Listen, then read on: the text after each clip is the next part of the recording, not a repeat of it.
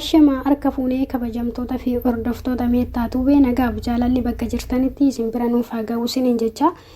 Micoon suura ishii argitan kun maqaan ishii Sannaayit Miidhagsaa jedhamti.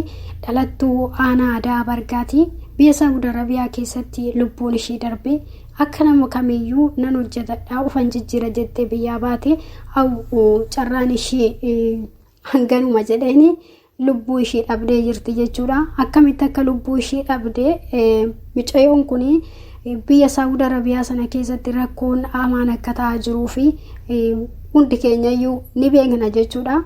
Erga mana hidhaa Saawud Arabiyaa sana keessa galtee waggaa guutteetti akka achi keessatti illee garmalee dhukkubsachaa jirtu dhaammachaa turte. Dhaammachaa turtu malee namni furmaata tokko godhee fi yookiin immoo akka godhamuu fi taasisellee hin jiru jechuudha. Micoon kun maatiin ishii maal bilbiluu didde jedhanii gaafa yaafatan reeffi ishii namoota lubbuun isaanii darban keessatti argamte jechuudha. Yoom akka duute fi gaafa akkamii gaafa maalii akka duute wanti beekamu hin jiru. Reeffa ishii qofatu argame. Kanaaf biyya Saawud Arabiyaa keessatti rakkinni fi dhiphinni danuun akka ta'aa jiruu fi hundi keenyayyuu quba qabna. Yeroo tokko qofa ashandaa godhannee dubbanneetuma irraa dhiibna. Wanta baay'ee nama gaddisiisuudhaan. Micoon kun maatii ishii arguudhaaf baay'ee otoo dhamaatu odoo maatiin ishiillee arguudhaaf dhamaanu waggaa 5 miti.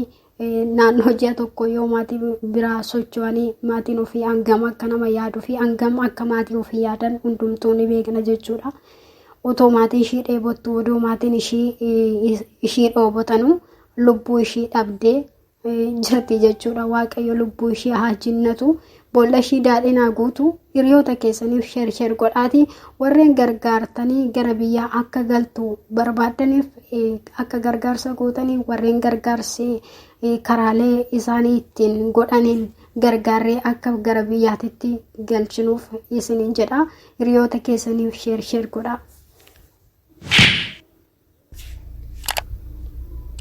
Ashama harka fuunee kabajamtoota fi hordoftoota meettaatu bee nagaaf jaalalli bakka jirtanitti nuuf haa ga'u isiniin jecha. Micoon suura ishii argitan kun maqaan ishii Sannaayit Miidhagsaa jedhamti. Dhalattuu aanaa Adaa Bargaati. Biyya Saawud